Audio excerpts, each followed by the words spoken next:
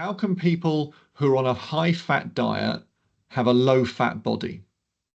Cause fat, because, okay, thank you for asking that question. Because obesity is all about sugar addiction. Okay?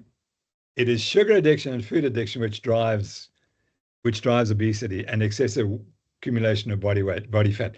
And I didn't know that because I was a sugar addict in my old life. And then I suddenly went on this diet, and then you become satiated. So I eat once a day. I don't need to worry about food anymore. Let me just make the point that I should be dead.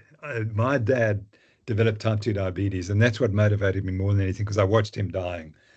And he died 10 years after the diagnosis. I've been 12, 13 years, 14 years into the diagnosis, and I'm still okay. I don't have cross fingers, touch wood symptoms as yet. And so I shouldn't be alive. And that's why I'm so thankful for what the diet did for me. There are two pools of glucose in the body, and that's what the physiologists have never talked about.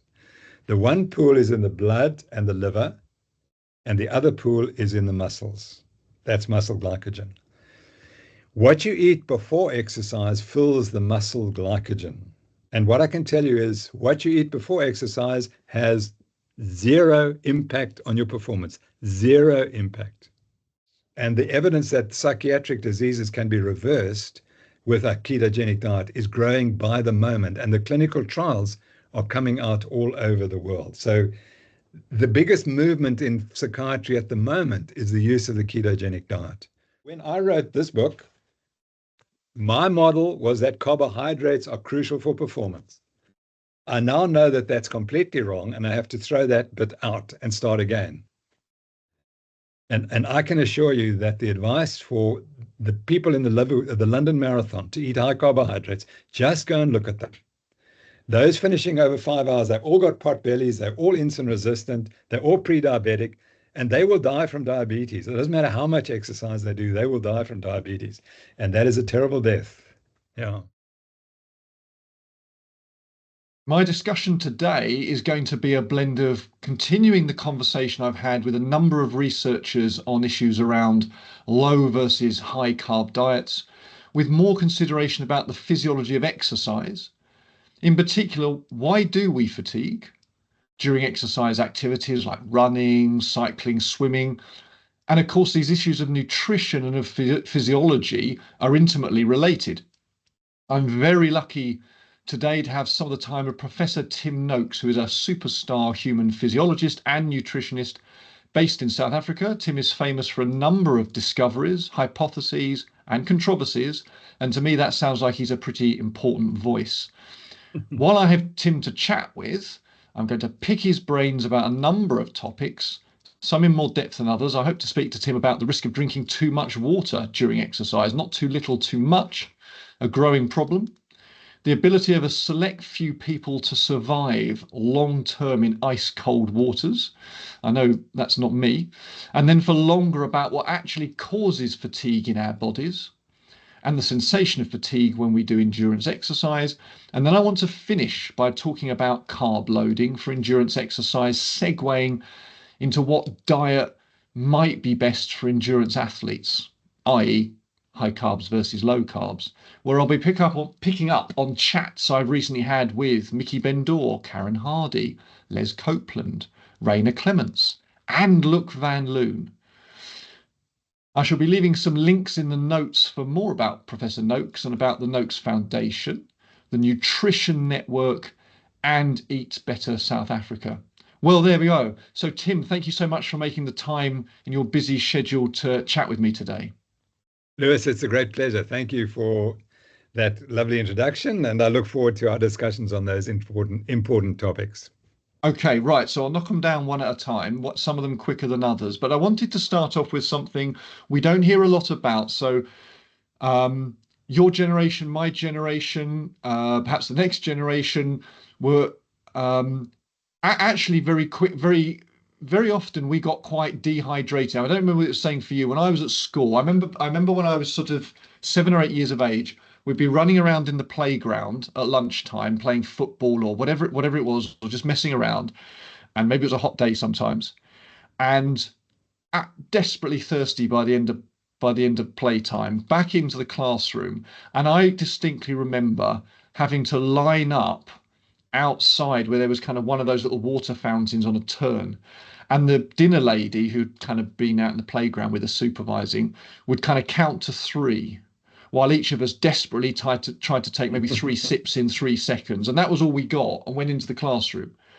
Now, more recently, and no doubt this is better, now we're told to stay hydrated, right? Everyone's got a water bottle, blah, blah, blah, and they can almost be fashion accessories. And this is broadly a good thing, but as so often is the case, the pendulum can swing too far the other way.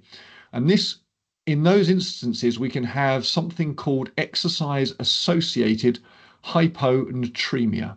Now, not many people will have heard of that, but I think it's a progressively common phenomenon. Tim, can you explain what's going on there? Yeah, thank you for your introduction there. I'm going to talk about the body's designed to protect you at length, and thirst is the mechanism which tells us whether we're drinking too much or too little. What's happened is industry comes along and says, no, you must drink more because we'll sell more of our product. So what happened in 1969, that was the year I first started in medicine. Two South Africans, very good scientists, published a paper in the South African Medical Journal showing a linear associational relationship between how dehydrated these people were when they were running a marathon and their post-race rectal temperature. And association does not prove causation. And everyone forgot that. And they said, you see, the more dehydrated you were, the higher your body temperature. And they forgot to notice that the two winners were the hottest and they were the fastest. And they all ignored it. And the title of the paper was The Dangers of an Inadequate Water Intake During Marathon Running. But there were no dangers. They didn't measure any dangers. And the only thing was that those who got the hottest won. And the reason why they got the hottest because they were running the fastest. It wasn't because they were dehydrated. So anyway, I started running marathons in 1972, and we were essentially not allowed to drink. I mean, there was virtually no fluids. And we all thought this was terribly bad. And I started writing widely about you needed more water during marathons. And the 1976 Olympics in Montreal were the first where the guys were allowed to drink reasonably well. So that was the next thing that happens was in 1981, I remember writing an article saying you must take as much water as you can, and what you can't put in your mouth, you put over your head. You can't take enough water. And on June the 1st, 1981, I received an email, it wasn't an email, there was a letter of a lady who'd said she'd just run the Comrades Marathon, which is 90 kilometers, 56 miles. And she said she wanted to tell me what had happened. And halfway through the race, she started to feel funny. At 70 kilometers, her husband, who had been helping her, noticed she didn't know who he was. So he figured this is not such a good sign. So he said, I'm taking you out of the race. He took her out of the race, put her in his car and drove to the finish, where she went to the medical tent at the end of the race. And of course, the doctors looked at her and said, oh, she's obviously dehydrated. She needs more fluid. So they gave her 2 liters of fluid intravenously and she went unconscious. And so he said, hold it, this is not right. You're doing something wrong. So he said, I'm taking her to hospital. So he took her to hospital, but she had to drive 70 kilometers, 80 kilometers to get to the hospital. And during that passage, she had a grand mal seizure and went completely unconscious. So here we have a lady who starts a marathon in the morning, having qualified to run this race. She's fit enough to run the race. And halfway through, or 3/4 of the way through the race, she's unconscious, and now she's had a cerebral seizure. He admits her to hospital, and fortunately, she was seen by a doctor who said, well, these are the causes of unconsciousness. I don't care whether she's running a marathon or not. And the first one is a low blood sodium concentration. So he tested her and found that her sodium was low. And then he didn't really know how to treat it, but he didn't do anything stupid. And so 4 days later, she regained consciousness. 4 days later. So she's unconscious for 4 days. And had he done anything else, he would have killed her. But fortunately, he didn't kill her. She wrote to me and she said, I was told I'd lost too much sodium. And I said, well, that's unlikely, but let's look into it. I said, you're the first case in the world. We don't know what caused it. And over the next 3 or 4 years, I collected a whole series of cases, and it was clear that they'd all overdrunk. And then we did experiments. The next Comrades Marathon We hospitalized 8 people who had the same condition. They were dreadfully ill. One of them had almost stopped breathing, so he was close to death. And then we hospitalized them, and overnight we checked how much water they passed in their urine and how much electrolytes, and it was clear that they were all overhydrated. And one was overhydrated by 6 liters of fluid. So anyway, so then we subsequently showed what had happened, that if you drink too much water and you retain it because you have an abnormal hormonal response to exercise, then you can get this condition. Basically, your brain swells, and the brain cannot swell too much, and then the blood flow goes down, and ultimately you die if you overdrink. So we described that case and warned that there will be a death, and the first death will happen in a marathon in America, and it'll be a female runner. And the reason is that because they're smaller, and the Americans were being taught to overdrink. And it'll be a woman because they tend to take the advice seriously. And that's exactly what happened. And since then, there were something like 20 deaths that I recorded right up till about till about 2010. There'd been at least 10 to 15 deaths in marathon races, triathlons, and in the military. But there'd been over 2,000 hospitalizations of people with this condition, which is completely iatrogenic. It's caused by, we caused it by giving this advice. And so the answer is, if you tell people to drink to thirst, you don't get it. It's only when you tell them to drink ahead of thirst that these people, they had to drink a lot. They have to drink about 1.2 liters per hour for 4 or 5 hours, and then you'll get it. But you have to have certain abnormalities to get it. Most people, if they drink 1.2 liters an hour during a marathon, will simply pass it out. And then they'll say, gosh, I'm passing so much urine, I'm obviously drinking too much. The problem with this condition is you secrete the antidiuretic hormone in excess, and therefore you retain the fluid. Even though you're you're overhydrated. Even though you're overhydrated, you retain the fluid. And that's the abnormality. Right. So some people are susceptible to this. Okay. Yeah. And so they're not passing through, they're not urinating actually, and just or at least getting it down into the bladder. So it's pooling in their bodies. And it's not a lack of sodium per se, it's a low concentration of sodium because of the sodium amount relative to water. What we also found is that there is there's another sodium pool in the body which is inside the cells, and it's non-ionic. And that pool, you transfer sodium from that pool into the bloodstream. And these people, what they do is they take sodium out of the bloodstream and they stick it in the bones for whatever reason. That's also probably hormonally regulated, because we noticed that if you made the calculations, their sodium levels dropped too rapidly to be explained simply by overhydration. There was something else going on. So those are the mechanisms that cause it to happen. So if everyone's different, weather conditions are different, the time it takes people to run marathons is different, but broadly speaking, rule of thumb, let's say it's a reasonably warm day at least. How much water per hour, let's say, should somebody be drinking? Are we talking half a litre? Well, from nothing, because some people, let me just make this point. This nonsense about dehydration affecting performance is nonsense. We'll discuss what really affects performance, but in most people, they're fine. They can, as long as you drink to thirst, you're fine. And for some people, that will be nothing. And for other people, it'll be a litre an hour. But you have to find what's appropriate for you. But being thirsty is not that you've done something bad. It's not too late. It's not suboptimal. No, and you drink when you get thirsty. If you're running a marathon, when you get thirsty, you drink. You don't drink at the first water holes because you're not going to be thirsty by then. The interesting thing is the only place in the world where they'll get hyponatremia is where there's so much fluid available. There's an excess of fluid available in the marathons. I mean, every kilometer or mile, or sometimes every 3 miles, there's fluid. And these athletes get bored and they drink a lot because they're bored, and they chat and they stop and they have a nice glucose infusion, which gives them a high, etc. So yeah, it's a nice taste. It's not just water, it's got a fruity taste or something. Okay. So we need to be careful of that. Okay. Now, that's one interesting physiological example that I think most people won't have heard about. And it might affect the regular Joe who's doing a marathon or a half marathon. I mean, no one's regular who runs a marathon. It's a special achievement, but nonetheless, there are a number of members of the public who do it. But something that's even less common, I think it would be fair to say. Well, you can correct me if I'm wrong here. I certainly wouldn't get caught doing this. Is swimming in exceptionally cold waters. Now, I've just got a couple of notes here. There's a gentleman called Lewis Gordon Pugh, another Lewis, who not only can survive very cold water, but is able to, I think, swim for extended periods of time at very, very low temperatures. Now, I just want to make everyone knows that it's unpleasant, well, for most people to be in cold water. There's a fundamental difference between cold water and cold air.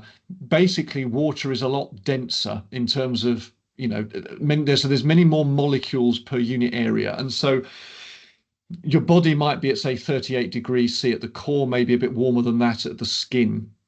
Where it's interfacing with those cold water molecules, because they're so dense relative to air, basically heat is drawn out of the body much more quickly in water than in air. So if we were caught, without many clothes on at 0 degrees centigrade, let's say, it's an unpleasant sensation, and some people are in poor health, maybe at great risk there. But actually, something like 0 degrees C, if we walk around, if we stay active, it's not nice, but it's probably not going to knock us off. In contrast, you can be at water at, actually, I'm not sure the numbers, but let's say 15 degrees centigrade, which sounds innocuous, but is a very common temperature. In fact, it's probably above temperatures around, for example, the British Isles, where I am, and above typical temperatures in the North Atlantic.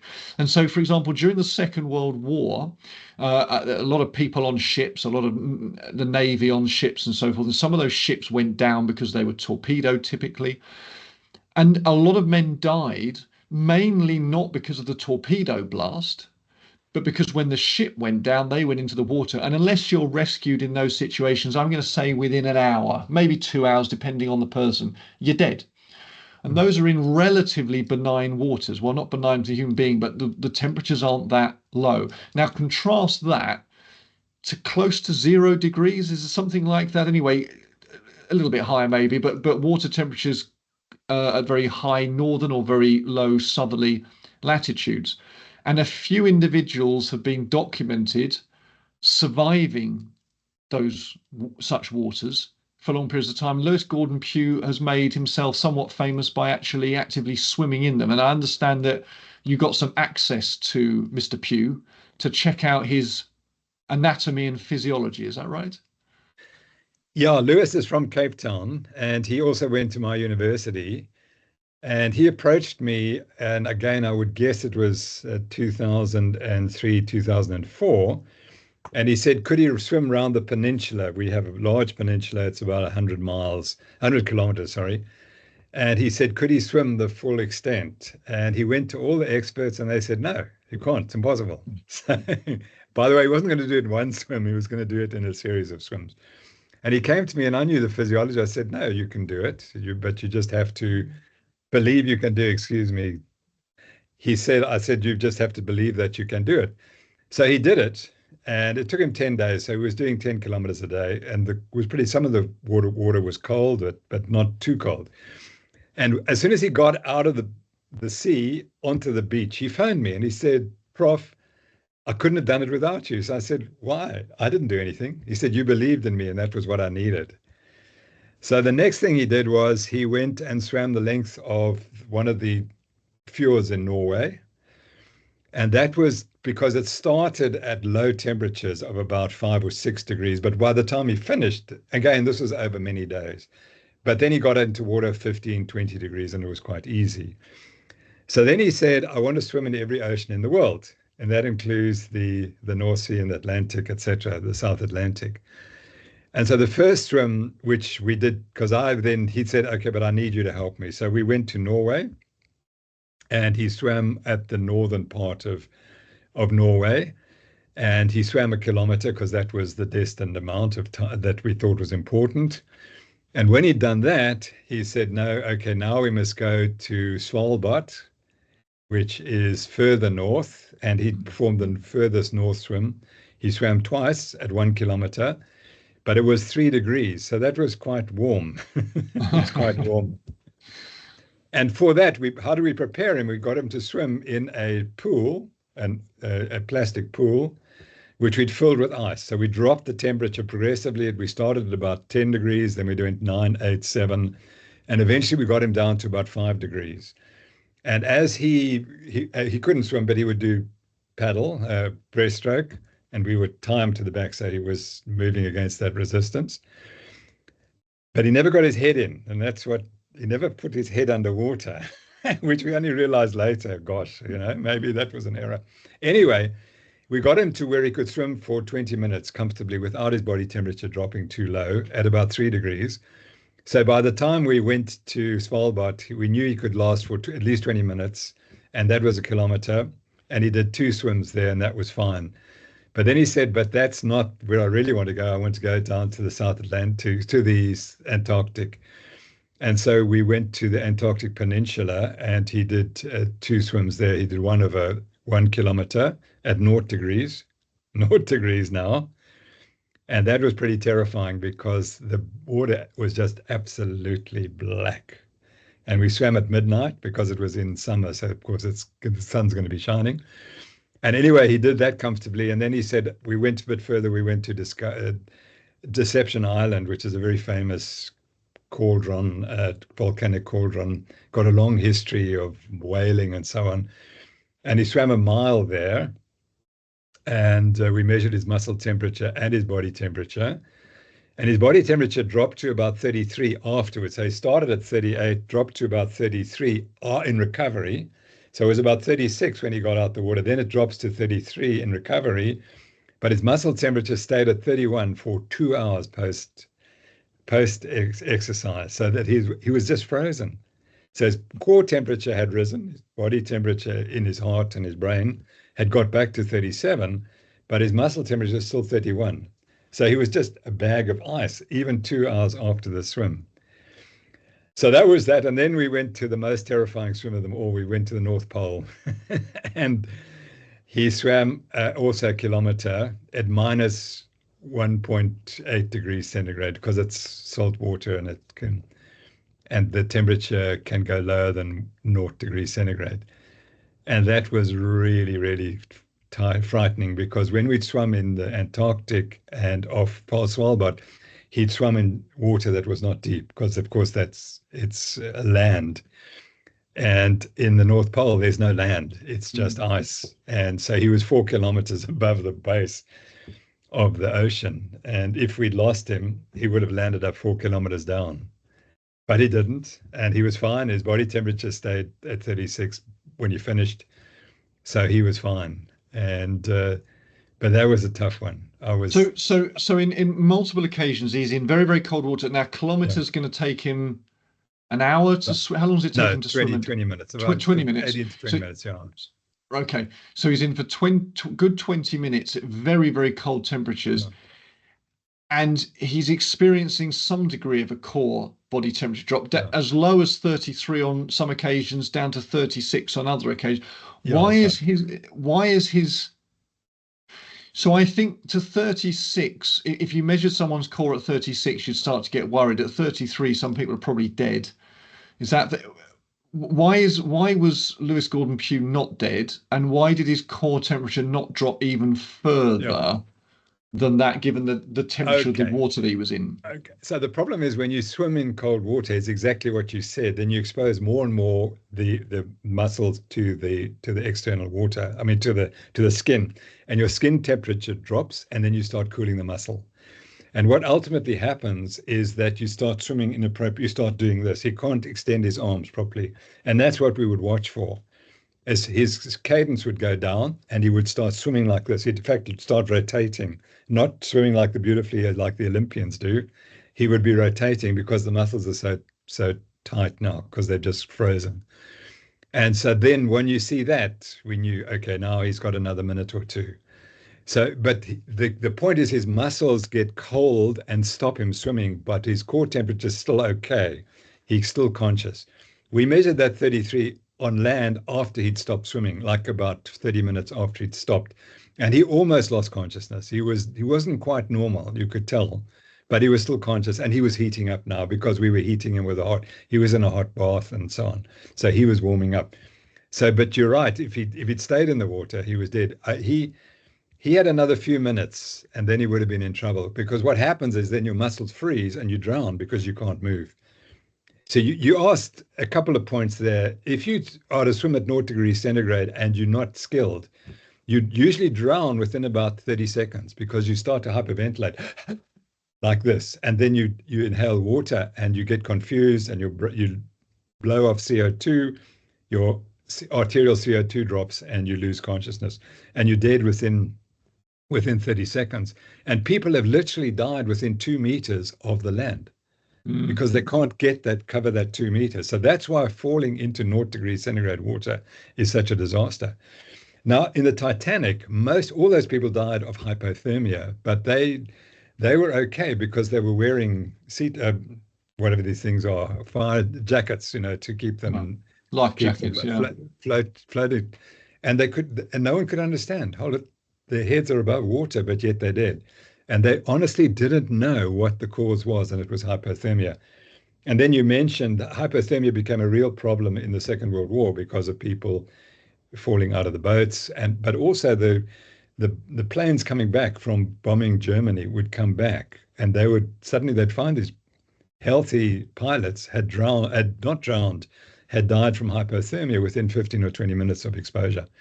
And they couldn't understand how could people swim the English Channel over 8 or 9 hours and not develop hypothermia. And the difference was they were much fatter, and that was the key that prevented them from getting hypothermia.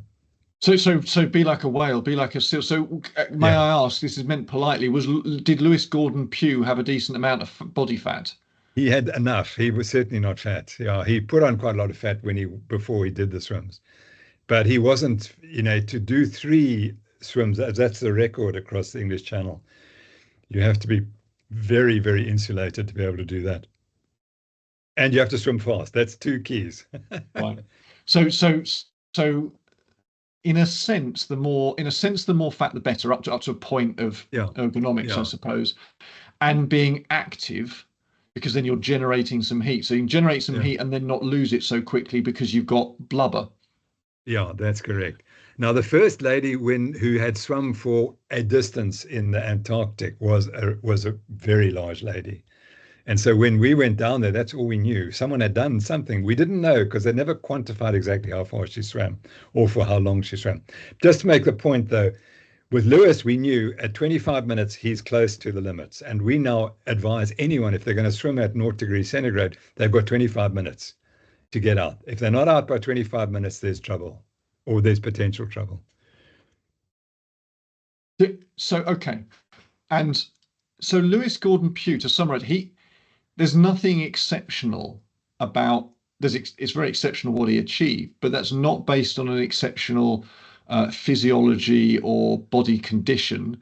Obviously he was in good shape, etc., but it was about the belief that he could do it because he'd been told by experts that it was possible, and then good mental strength and support. It's not that he had some unusual physiology that kept him warmer or generated more heat than other people.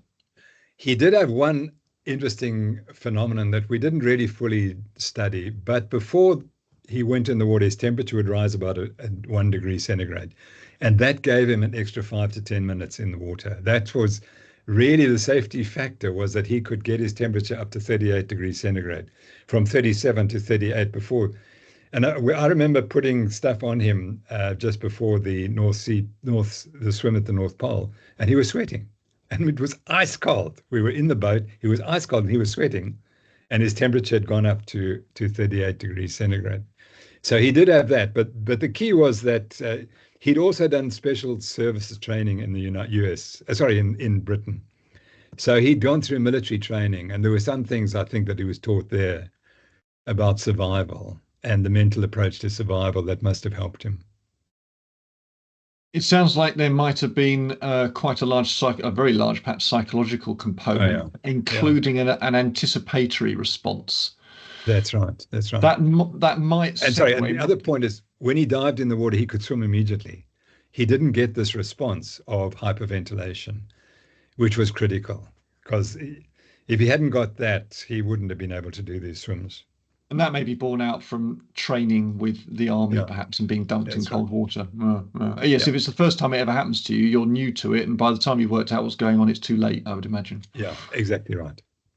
Um, the idea of the importance of psychology in physiology, if I can put it that way, might be a nice segue onto the next section. So I wanted to ask you about an area that I think you studied a lot and certainly written about a lot, which is fatigue. Now, we've all felt fatigue. Some of us are more interested in sports than others. Some people are more interested in activity than others. But I think most people at some point in their lives experience feeling worn out, physically worn out from activity.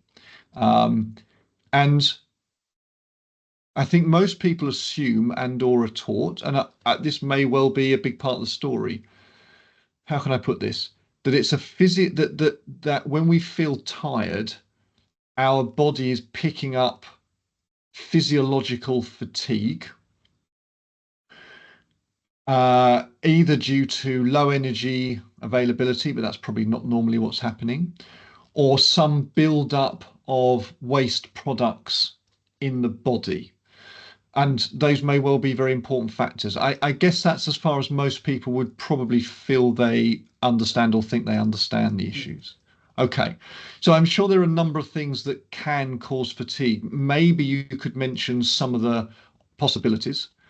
And then, of course, I'd like you to talk about your central governor hypothesis, which really looks at things in quite a different and enlightening way. So over to you, Tim. Okay, so I think the problem with exercise science is that we want to be relevant, and we want to have a laboratory where we can study you and prove that this is why you got tired. And the problem is once you reduce everything to small things, you miss the bigger picture. And the reality is, there are two realities. Firstly, your brain's in charge, and it will never do something to harm you. That's what its goal. Its goal is to protect you from harm. And that's why when Lewis was swimming in the cold water, eventually he's going to stop because his brain's going to tell him that's far enough. We're in danger now. And I worked out in about 2003. I looked at some examples. Why don't more people die of heat stroke when they run? I mean, every day people go and expose themselves to running in the heat.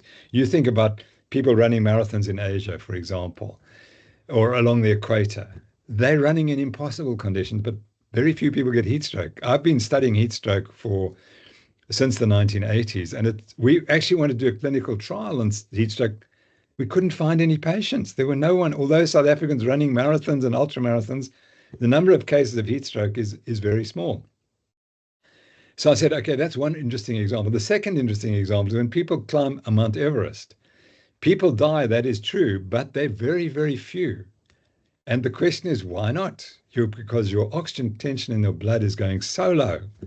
You'd think that a lot of people are going to die. And the answer is it doesn't. What happens is once you get to a certain height and your blood oxygen content drops so low, the brain says, that's it, brother. We go down or you die. That's it. You can't go up, you've got to go down.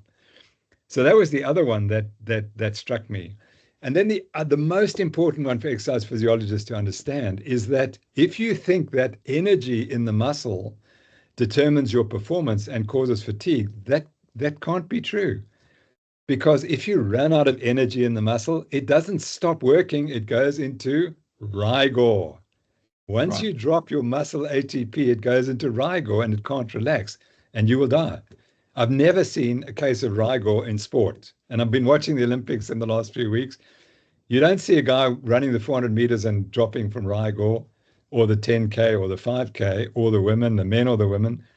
They just slow down. And that's the brain saying slow Mm. down. So And now so that's then you, interesting. So yeah, I watched. Sorry, Tim. I watched the 400 meters final. It was yesterday, and there was yeah, British interest, yeah, I saw that. and he got pipped at the post, as they say. And so Yeah, he's in the lead on the home straight, and I'm egging him on. I mean, it doesn't matter too much, but yeah, you got to pick someone to sort of follow, yeah, and right at the end, and you can see actually quite visibly, he ran an incredible time. It was the fifth fastest in history, but I yeah, think the guy who ultimately beat him ran the fourth fastest in yeah, history. that's it. And the English chap or the British chap, sorry, he you can see him visibly slowing. Everyone's slowing, but he was Exactly. slowing that Exactly. little bit more, and he Yeah. got pipped at the Exactly. post. Now, but you're telling me that's his brain doing that? Because to push back, I'm looking at him saying this guy is highly motivated after many years of training Yeah. to Exactly. get the gold medal. He's doing everything he can to maintain leg speed, cadence against the kind of heavy pain that he's feeling in his muscles, because he knows in 1 second's time, if he gets across the line first, he's won the gold medal forever. How can you reconcile those two things? Well, just watching him, that's the key that you see is slowing down, his cadence drops, and the distance that he travels with each stride is going down. Mm, mm, And so, and what determines that? The muscle recruitment determines that. It's how many fibers you recruit. And once you stop recruiting all those fibers, or you recruit fibers that are not quite as strong, as not as powerful, your speed goes down. Conversely, the guy who came second, or sorry, who won, just mm. increased his cadence and increased his the not probably not the cadence, but he increased his stride length, or he maintained his stride length, and that's why he won. And whereas the other stride lengths were dropping. Now, okay, you could still say, but maybe it's metabolic. But the reality is, if you can't recruit the fibers, you ain't going to run, and that's where exercise physiology has got it completely wrong. They've just assumed that, oh, it's oxygen lack or lactate excess or whatever, glycogen depletion. We'll get to that one. When that's the key is that you have to drive it. To run faster, you must recruit more fibers. And you never see that in a textbook of physiology. They never say that. They say to run faster, you must have a higher cardiac output. No, no, no. You first recruit more muscle and then the oxygen is Yeah. provided by the Okay. system. So That's how the as body these works. But as these guys, I mean, all of them are actually slowing basically over the Yeah, last 50 yeah, meters. It's who slows the least, right? yeah, It correct. seems to be the quicker person. So that the argument there would be, the interpretation of that would be, the limitation is at the level of the muscle. It's the muscles that are slowing down. But part of your argument is that it's the brain making a decision that the body must slow down to defend itself from damage.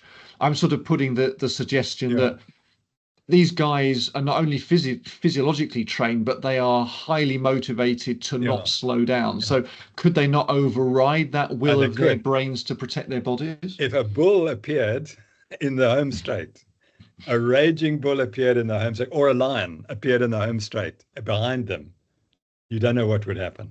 Yeah. And it's interesting because I chatted to Lewis about this, and there are cases in the military where people do things because they're running for their lives. And then they can do things. They can run to renal failure because they can keep going for days to escape the captors. Because if they get captured, they get killed. And then things happen. Then that's a completely different scenario. So yes, if there's a lion appeared in the last 100 meters and was chasing the winners or the guys coming second, who knows what could happen? But then they would run themselves to death, very likely. So they still don't win. Yeah. So, but coming back to the idea of the central governor, so I experienced this at my very amateur levels of Mm. doing a little bit of exercise. Okay, so um, I'm not a tough guy. I like to kind of have a bit of a go at these things. But if I'm starting to feel pretty tired and pretty uncomfortable, 10 minutes, frankly, even 5 minutes more of it seems like a long time. The Yeah. clock ticks by very slowly and that, honestly, it's slightly embarrassing to say now, but it's so different for me anyway. And I think probably most people, to be honest, when you're in that situation, because the body's very good. I was speaking to Professor Andy Jones from Exeter about this. The body is very, very good at telling us in all sorts of different ways, stop, or at Mm. least slow down. And you have to work hard to battle against this. I was watching what do they call it? Is it the road? It's not that it's sort of single road race. I actually don't quite know the name. It's right at the start of the Olympics, and the guys and the girls were going off kind of individually after every few minutes. And it's basically Mm. how fast they can get around the course, and they're on their bikes for about an hour. Yeah. Yeah. And they're incredible physical machines. These athletes, they produce a very high wattage for an extended period of time.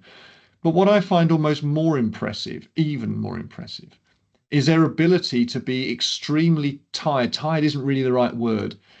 Um, for those very long periods and push against that. I mean, frankly, I just can't do it. Mm. Let alone, obviously, I can't learn how the physiology to maintain that wattage for the time that they can. Okay, so I'm going on a bit here, but I just think that's fascinating how different people's, not just their cardiac ability and their oxygen uptake ability and their muscle fiber recruitment ability, but their psychological ability to butt up against discomfort or extreme discomfort and maintain that or not maintain it for a long period of time. But almost everyone, even these top athletes who are slightly nutty, can put in a sprint finish. So why Mm. is it that 20 minutes from the finish line, they don't feel they can go any quicker than they're doing? They're just maintaining pace. They're maintaining pace. That's the best they can do. Surely that's the best they can do. But over the last 30 seconds, they wind up the pace. That suggests that something else is going on other than just pure physiological deterioration. Well, that, as you say, that's the end spurt phenomenon, and that's been observed. And that you regulate your blood sodium concentration. That's what's regulated. And some people can regulate their blood sodium concentration during a marathon, and they actually don't need any water. And that's how people used to run up to 1969. They used to run marathons, and it was great because they didn't have this extra water on board. When Haile Gebrselassie set the world record, he lost 10 kilos. He lost 5%, sorry, 5% of his body weight.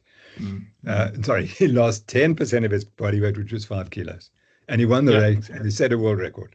You know, I had the data for one of the runners, Haile Gebrselassie. I had his data for his 1 kilometer times when he set the 10-kilometer world record. And they sat in my desk for years. And then one day I decided to plot them. And it turned out that this is what happened. If you plot, this is his speed, and that's going down and that's going up. So his speed dropped a little bit to about 9 kilometers, and then it, so he ran the last kilometer the fastest. So what's fatigue?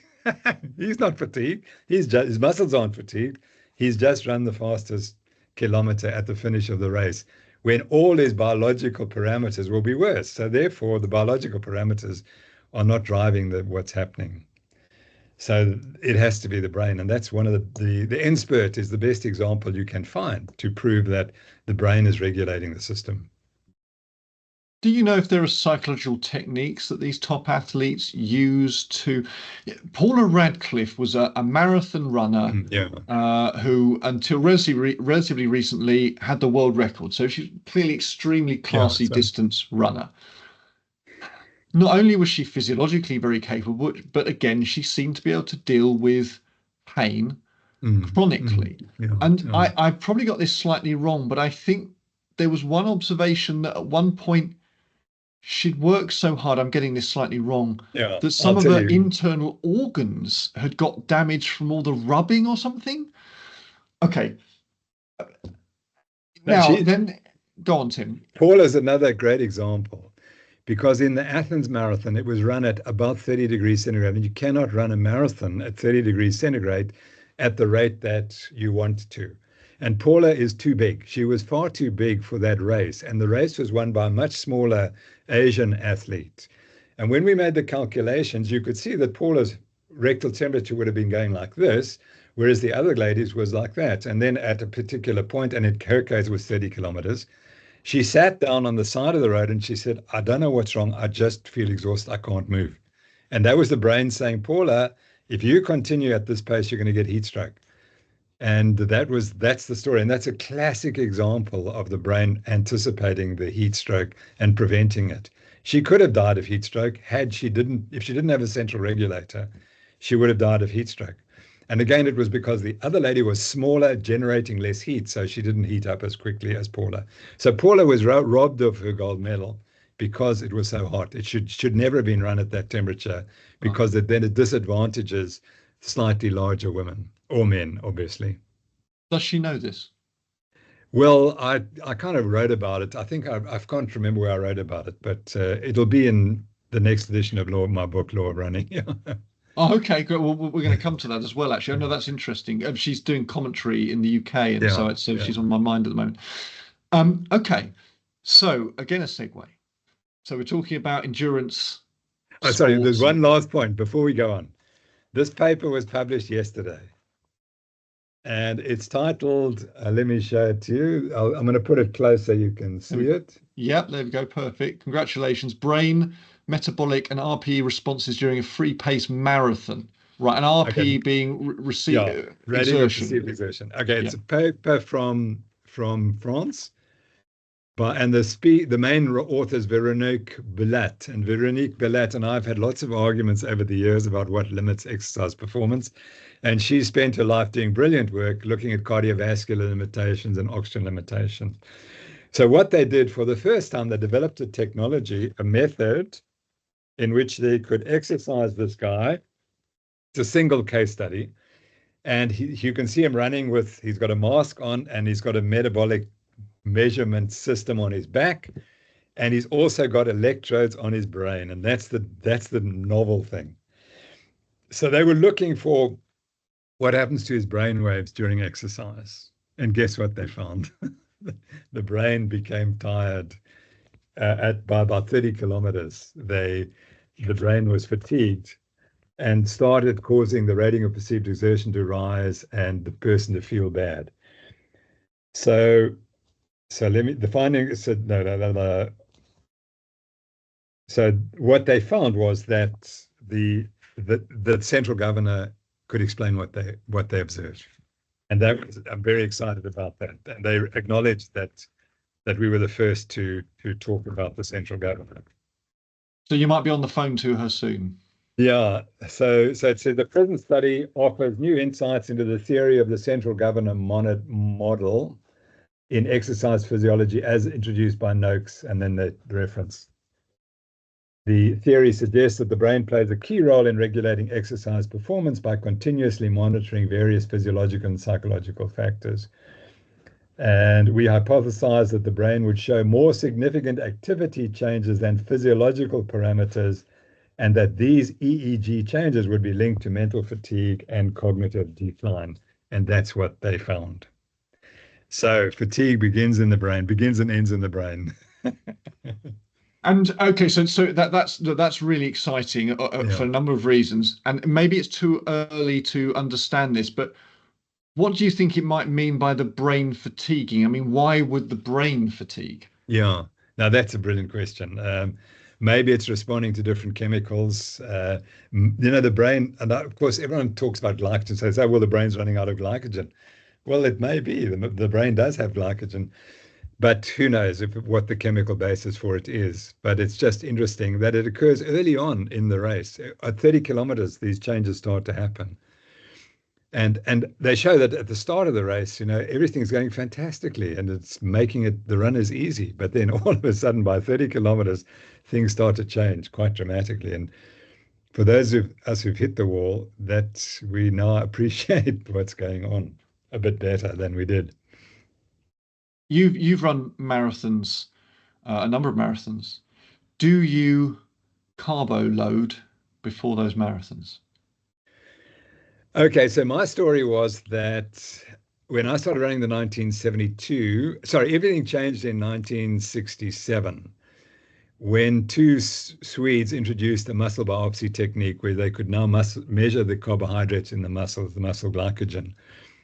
And they found an associational relationship between how long you could exercise for and your starting muscle glycogen content. An association does not prove causation. And up till 2004, and a few weeks hence, no one bothered to test that association. Everyone accepted it, so the textbooks say that you get fatigued because you run out of muscle glycogen. And not one person before us had the courage to go and test that hypothesis. But science is all about testing hypotheses. It's not about just keeping saying that associational study proves everything. Okay, so anyway, I start running 1972 and I run ultramarathons 1973. And we were just getting into carbohydrate loading. It was just kind of coming in. But initially, I didn't carbohydrate load. We didn't think it was that important. But then by the mid-70s, we were all carbohydrate loading. And when I wrote Law of Running, this book, it's all about carbo loading. there's a whole chapter which is all about carbohydrate loading. And more recently, I had to tear those pages out and say, gosh, I'm sorry, I got it completely wrong. So you won't see it, but behind me, I'm rewriting this book and rewriting particularly the chapters on carbohydrates and exercise. So I promoted carbohydrates until 2010, when I discovered I developed type 2 diabetes from this diet. And then fortunately, I came across the low carbohydrate authors who also all had problems. And everyone who writes low carbs are people like myself who got sick on a high carbohydrate diet. And our problem is we have to deal with people who are healthy and lean and can cope with carbohydrates. And these are usually athletes. And their interpretation is Noakes is just lazy, he doesn't do enough exercise, and he eats too much. And they don't understand, actually, it's not that simple. The problem is once you become addicted to carbohydrates and you have my metabolism, which is what we call insulin resistance, the only way for you to do is to get diabetes and progressively more insulin resistant, ultimately getting diabetes. And it's all carbohydrate intolerance. And the only way you can sort it out is by don't eat carbohydrates. As long as you continue to eat a smattering of carbohydrates, and I cannot eat more than 20 grams of carbohydrate a day, or else my diabetes values go mad. I'm in remission, but I'm only in remission as long as I'm eating less than 20 grams of carbohydrate a day. If I'm eating 50 grams of carbohydrate, I'm no longer in remission. So I'm not cured, but that's the key.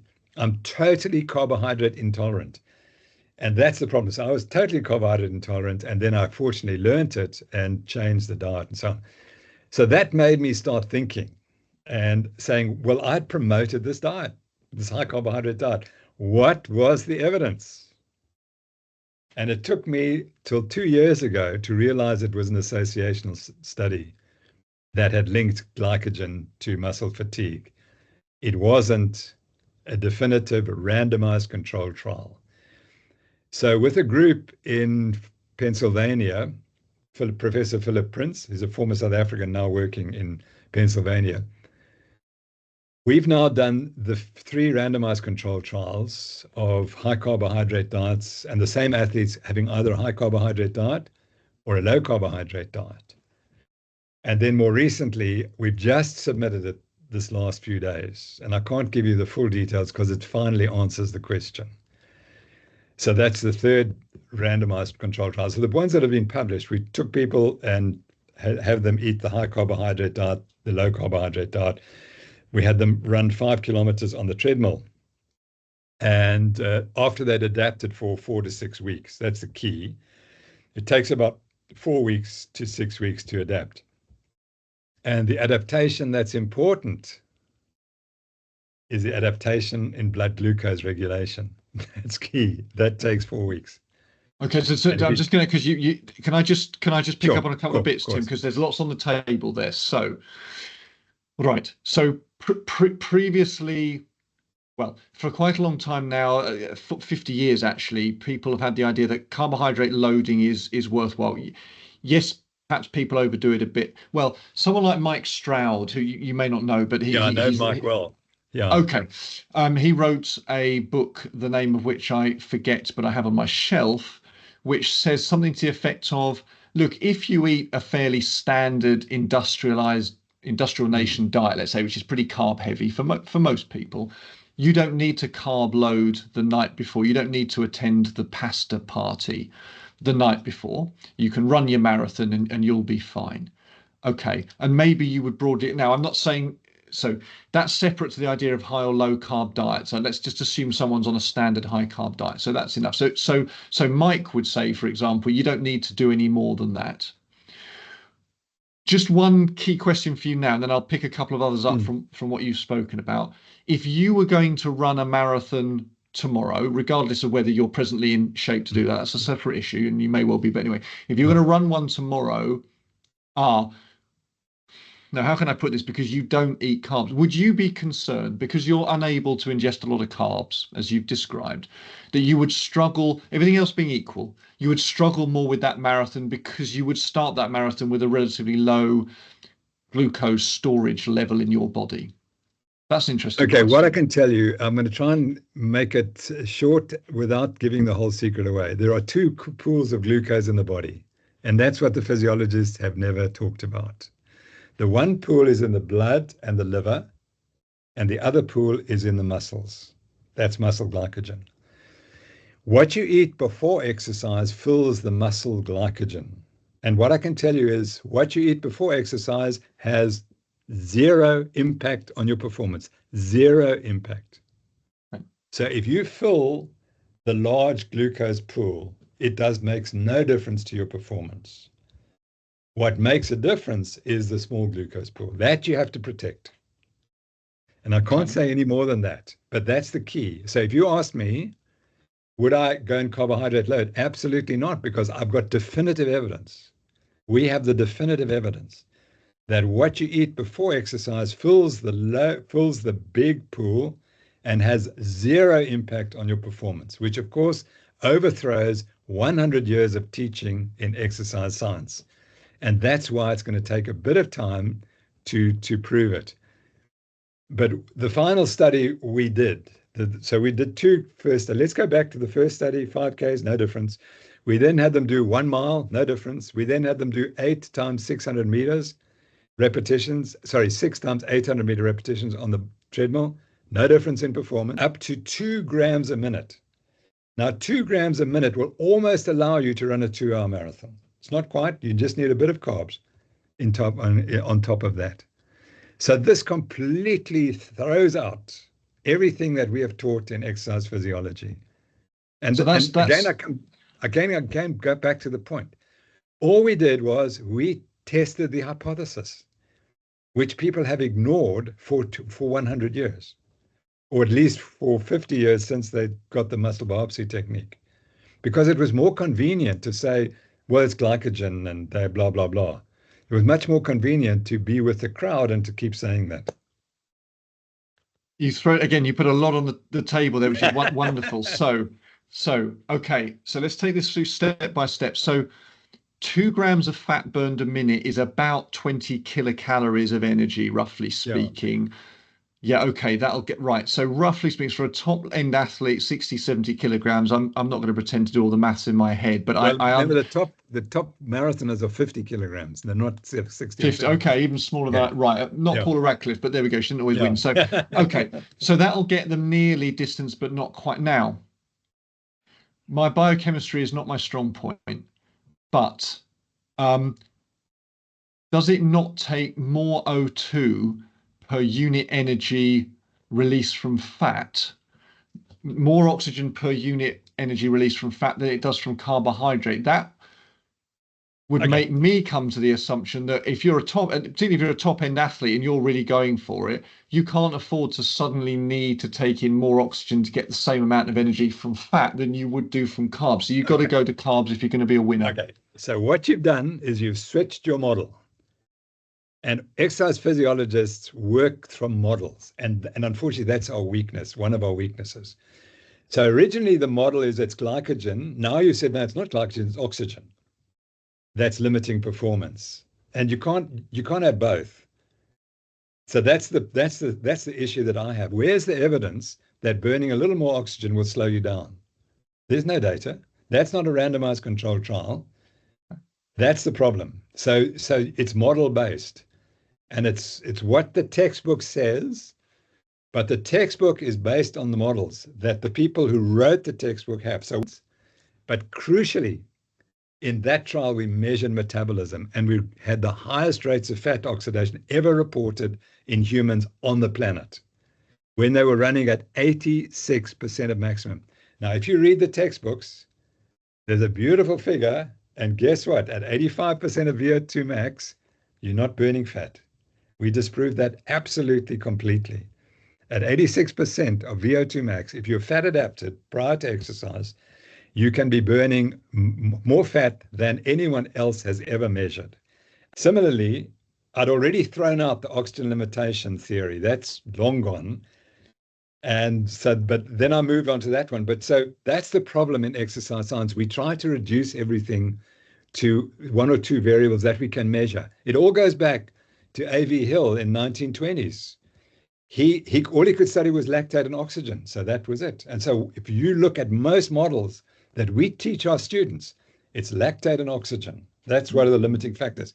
And it's because we never got past. Now, fortunately, these people have said, no, actually, if you measure the brain with EEG, if you measure the brain with EEG, you'll see other things. So now we've got to incorporate the EEG data as well. So that's my point. You're quite right. The model says if you burn more oxygen, you're going to slow down or whatever. It's going to fatigue more rapidly. But that's not from clinical trials. That's not clinical data. That's what a model predicts. Mm-hmm. I guess my premise there is based on the assumption that sort of VO2 max matters, that the amount of oxygen I can get to my cells matters, but that may not be the limiter in that situation of a marathon run or something. Okay. That's the point. Okay. At some point that happens. Oxygen delivery is clearly going to limit you, because if it becomes limiting, you're going to get muscle rigor. So of course the body has to stop that. But let me just make this point, that the real problem for the cardiovascular system is not pumping blood to the muscles.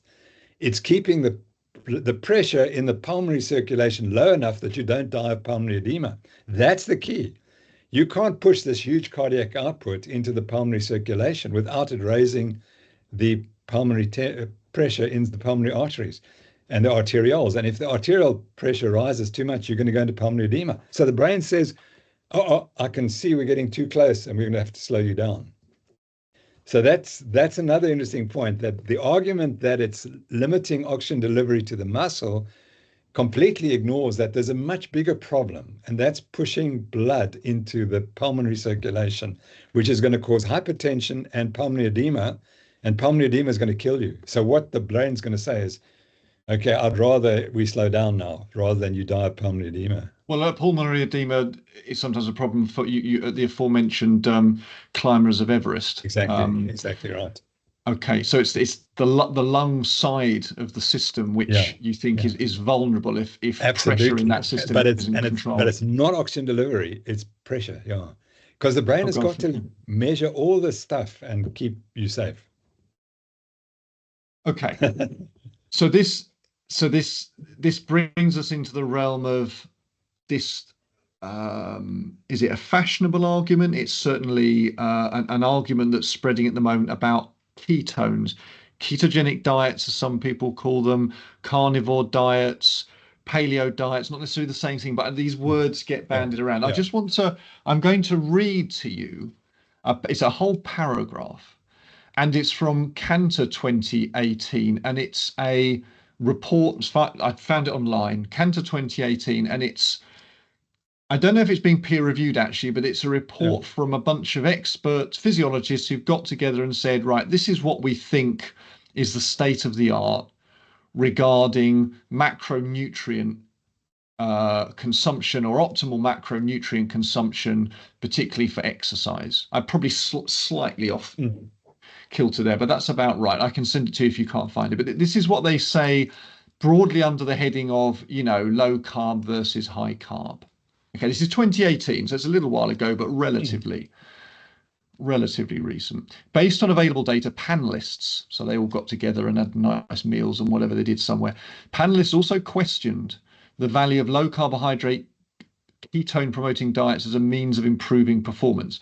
Although previous research has suggested that physically active people can adapt to the use of ketone bodies as fuel when subsisting on a low to moderate carbohydrate diet, and may become more adept at burning fat and conserving carbs at low exercise intensities, the experts viewed the long-term use of such eating regimes as potentially harmful to the performance of the athlete. There's more.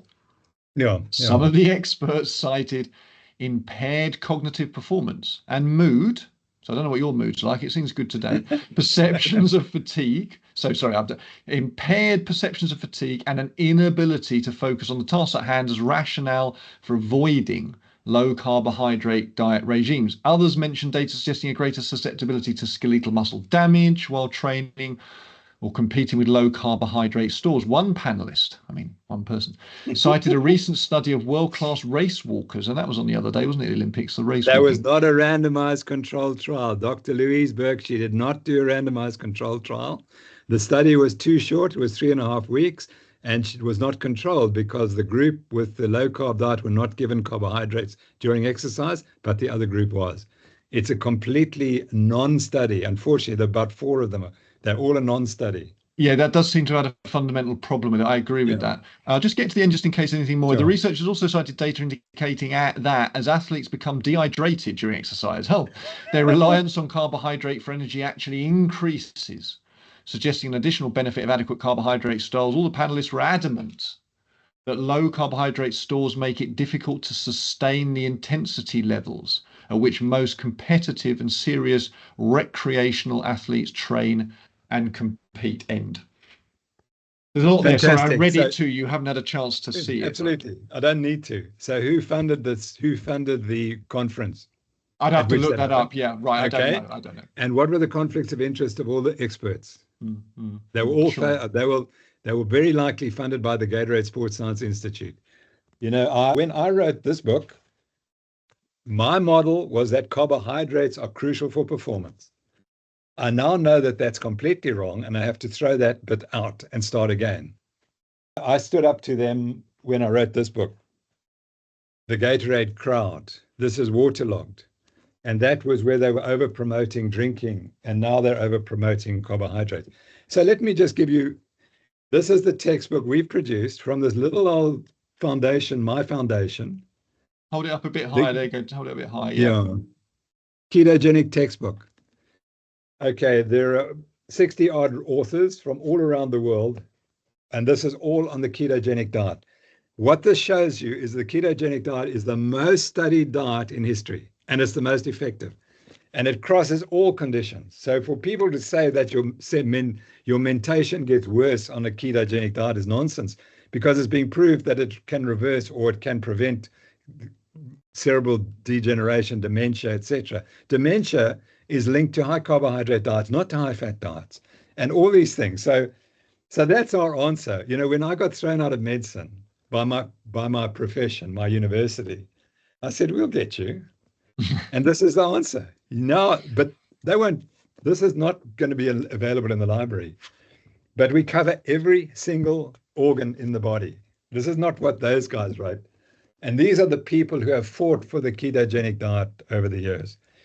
So all those statements are based on possibilities, none of them on randomized controlled trials. That's the key. Tim, I haven't read your book yet, and just to push at you, just for the sake of because I think it's important to do that. You've obviously looked at a number of studies that claim to have evidence for, you know, the importance of glycogen in the muscles, and you're suggesting that that's not so important. If you look at those studies carefully, they don't show what they claim. Fine. And you've looked in detail a number of studies suggesting that that high carb diets are better and so forth. Your book looks pretty big and thick there, which is impressive. But the claims that a ketogenic diet supports, you know, the brain in recovery from, well, perhaps not recovery from dementia, but protection from dementia and so on, those are massive claims, and there may be substance to them. But how good is the randomized control data for those studies? I mean, it's got to be pretty early doors for a lot of that work at the moment, right? Absolutely. Yeah. But it's interesting you mentioned that people who have concussion, the ketogenic diet may be very beneficial. It may recover, the brain may recover more quickly. I agree. My point is that just as you said, it's difficult for us to prove that the ketogenic diet reverses dementia. What those people were saying, oh, no, we know that the ketogenic diet causes dementia. So they're allowed to say it without evidence. But when we rebut it, they say, no, you don't have the evidence. My point is that this book has all the evidence currently available. And so people can read it and decide. And maybe that statement that the ketogenic diet is really good for mental conditions is still premature. But professor at Harvard, and I'll get his name in a second, has started using the ketogenic diet for all psychiatric conditions. And the evidence that psychiatric diseases can be reversed with a ketogenic diet is growing by the moment, and the clinical trials are coming out all over the world. So the biggest movement in psychiatry at the moment is the use of the ketogenic diet for psychiatric conditions. So that's kind of the big area that's happening. I spoke to a gentleman called, Dr. Klements, and he would agree with you. You know, he's undertaking some studies, been involved in some studies, and he would again be cautious. He'd say, well, the evidence is building; it's not strong at this stage, but it's improving.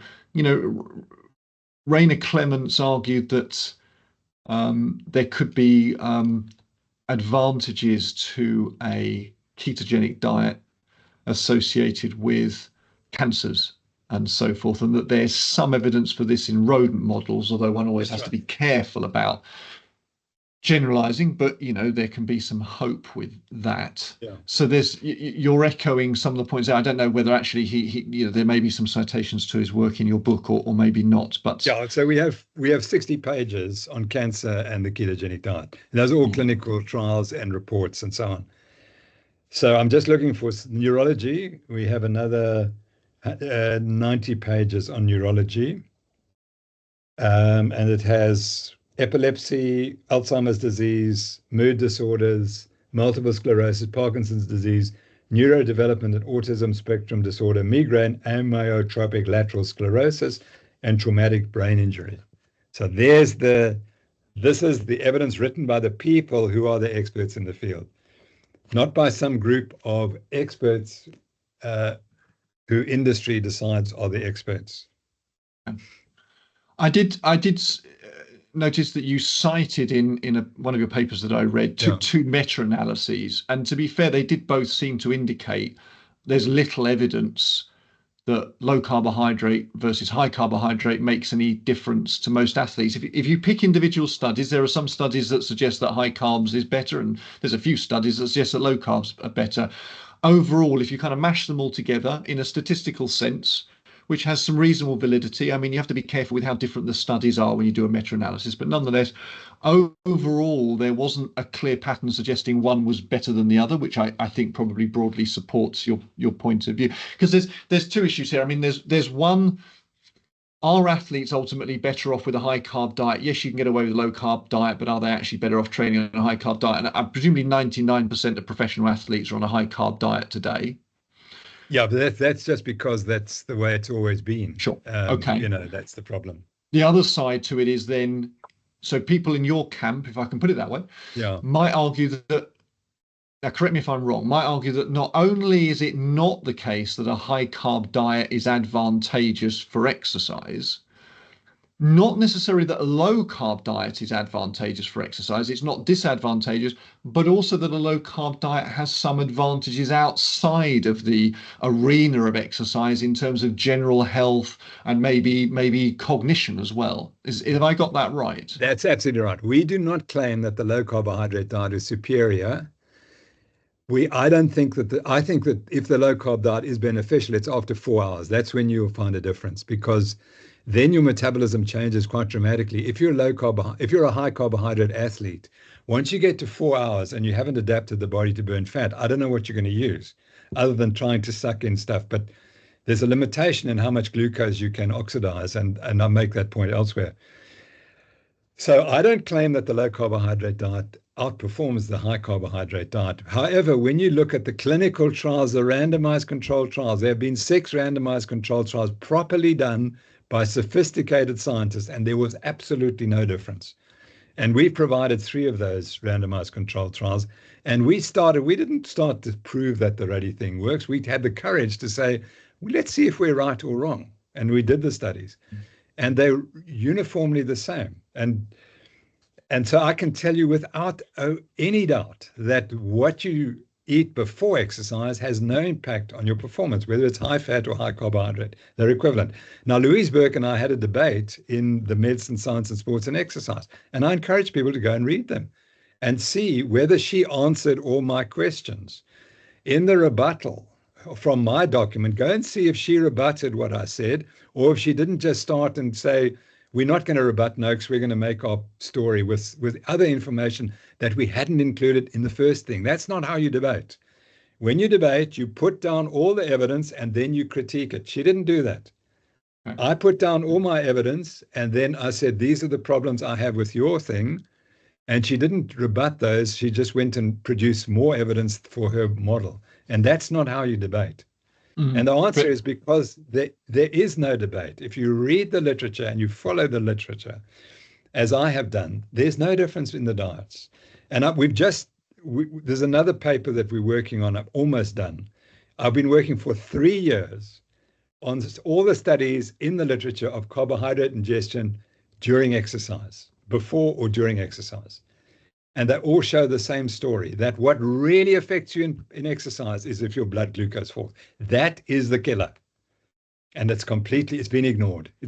So that's the small glucose pool. That's what determines your performance from the carbohydrate side. It's not the large glucose pool. So that's where the whole emphasis on carbohydrate loading is wrong, because it's not muscle glycogen which is regulating your performance from the carbohydrate side. It's the blood glucose. And that we've known since 1939. And it got written out in the post-war years because people didn't read the original studies, which were in German. And the keys to the whole story are in those papers. Yeah, they weren't flavour of the month after the war as well, so maybe that was part of it. But exactly right. I mean, it may have had an impact, of course. Right. So sorry, we're coming around full circle. I think we've more or less covered this topic and very well. But just because I think a question that will pop into people's heads is, well, okay, we've got this small carbohydrate pool that's resident in the blood. We're still carbohydrate. So isn't it better to eat carbohydrates to make sure that that pool is in a nice stable situation before stroke, even during a race? Oh, absolutely. You do need to have your liver as full as possible, but that doesn't take too much carbohydrate. You wouldn't want to fast the bit before going out and running your marathon. But it takes so little carbohydrate to fill the pool. It's so tiny.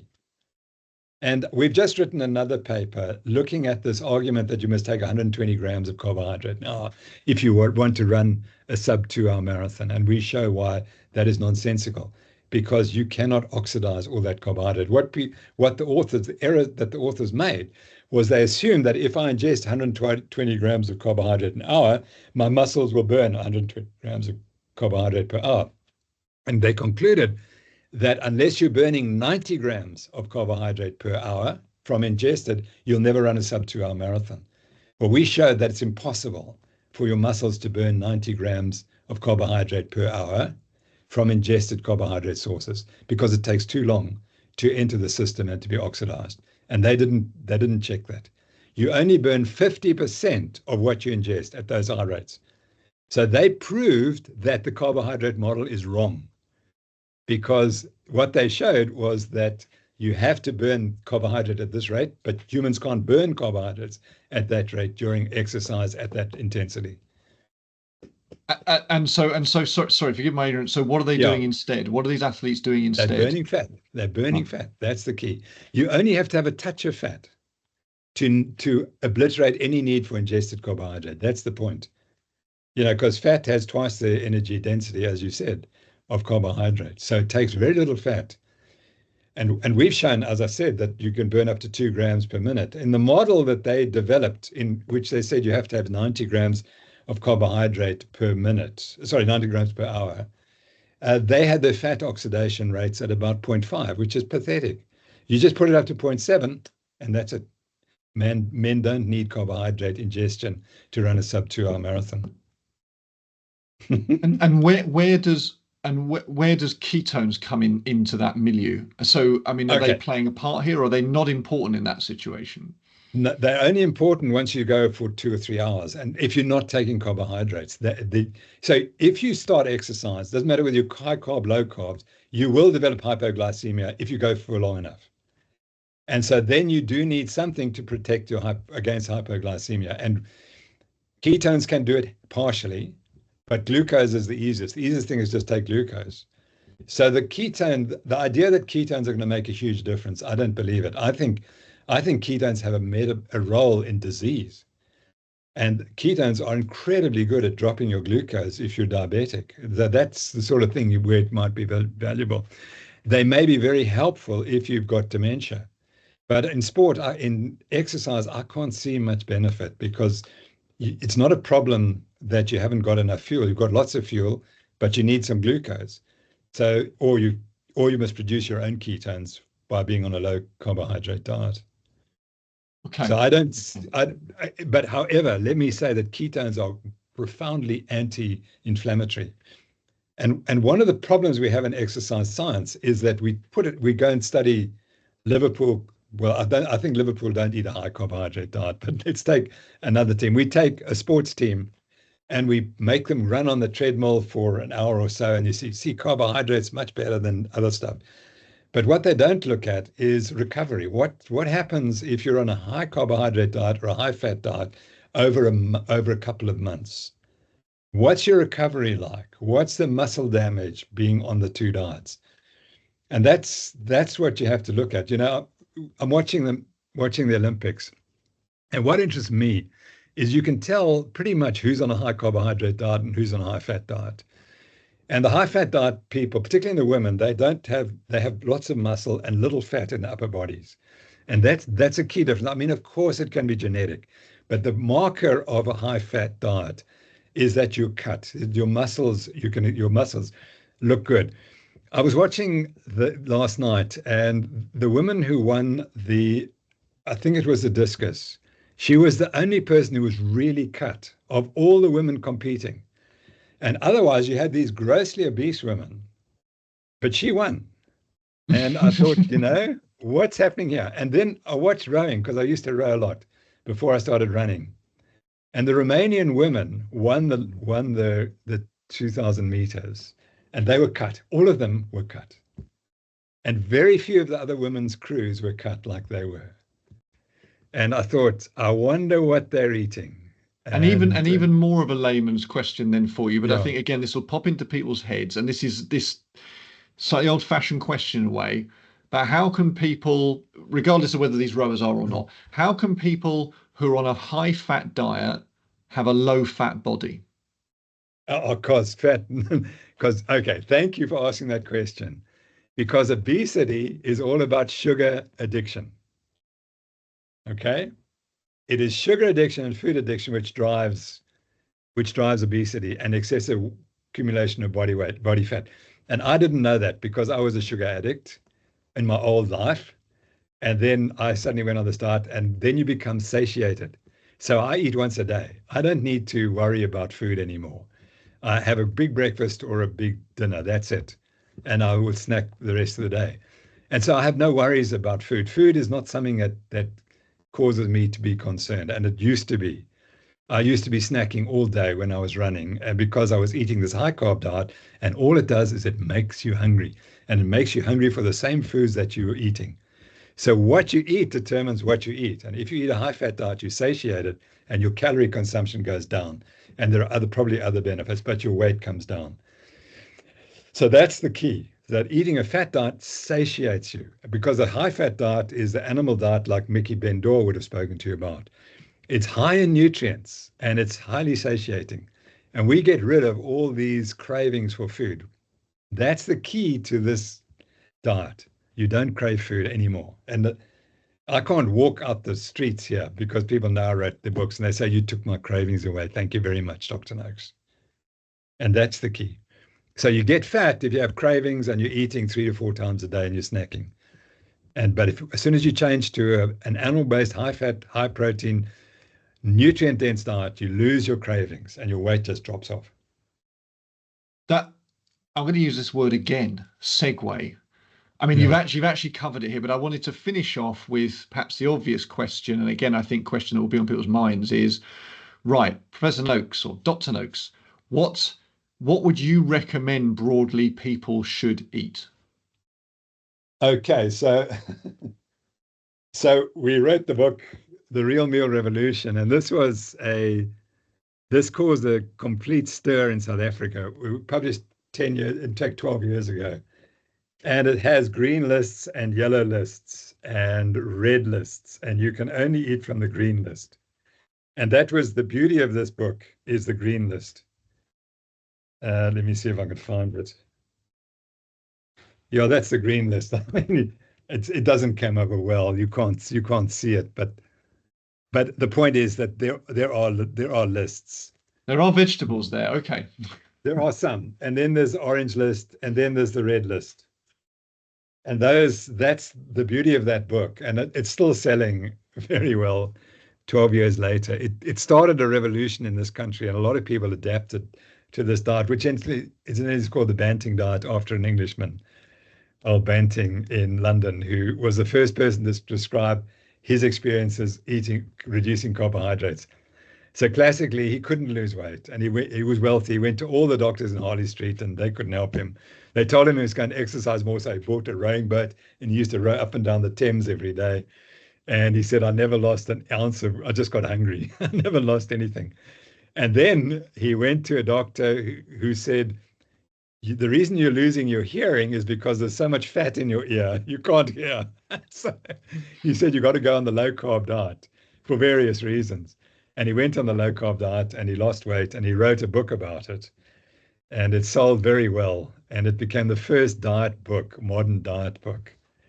And that's why it's called the Banting diet. And there, he lived in London, and he was the person who prepared the bodies of all the monarchs for burial. Oh. And he had a funeral company in London. Now, the interesting story is that when the company closed, the front doors were made of beautiful stained glass. And a South African was working there. And when he left, they gave him those stained glass doors, and he gave them to me. And we have them in our other house. Oh, wonderful. We have a little bit of a museum for Banting and so on. So we have the windows. They came all the way from London. Oh. And so the Banting diet in a nutshell is low carbs. Yeah. High fat, high protein, some vegetables. Yeah, that's right. As long as the vegetables are not high in carbohydrates, so they're not the starchy vegetables, that's fine. There's a lot of interest in protein, that protein might be, we're all eating too little protein, and that protein might be particularly satiating even more than fat. Mm-hmm. And we certainly have some people who find that they lose weight best when they have a much higher protein intake. So that's one of the debates in weight loss. Is it fat, or is it protein? But for most of us, it's cutting the carbohydrates and cutting the ultra-processed foods, because they also have addictive chemicals in them. That's an excellent note to end on. Professor Noakes, thank you so much for your time. It's been super interesting talking to you. We could talk so much more. You've given us so much information and left us with a teaser about your new paper coming out. So I, for one, will certainly be looking out for that. And who knows, maybe I'll have the good fortune of speaking to you again about these things. But for now, thanks so much. Let me just make the point that I should be dead. My dad developed type 2 diabetes, and that's what motivated me more than anything, because I watched him dying. And he died 10 years after the diagnosis. I've been 12, 13 years, 14 years into the diagnosis, and I'm still okay. I don't have, cross fingers, touch wood, symptoms as yet. And so I shouldn't be alive. And that's why I'm so thankful for what the diet did for me. And I can assure you that the advice for the people in the London Marathon to eat high carbohydrates, just go and look at them. Those finishing over 5 hours, they've all got pot bellies, they're all insulin resistant, they're all pre-diabetic, and they will die from diabetes. It doesn't matter how much exercise they do, they will die from diabetes. And that is a terrible death. Yeah. And that's what motivates me. And that's why I say, if you're going to promote carbohydrates, you better know that they're safe, that it's safe for that person.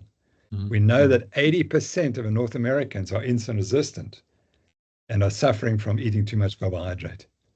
Yeah, 80% of adults. Wow, yeah. That's astonishing. That is astonishing. It is. Yeah. So we do need a step change. We do need a step change, perhaps. Yeah. And instead, what we're doing is we're saying obesity is normal, or being slightly overweight is normal. No, it's not.